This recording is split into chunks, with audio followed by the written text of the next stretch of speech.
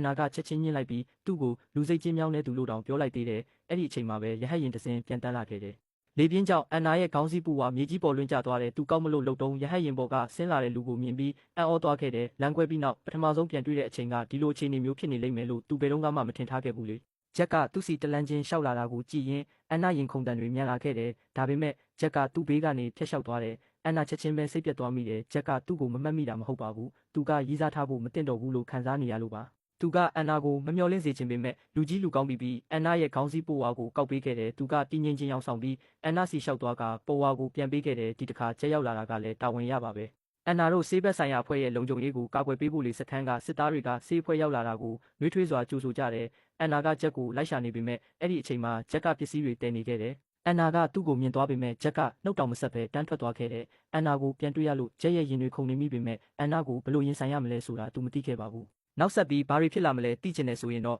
ဒီဗီဒီယိုကို like and follow လုပ်ခဲ့နော်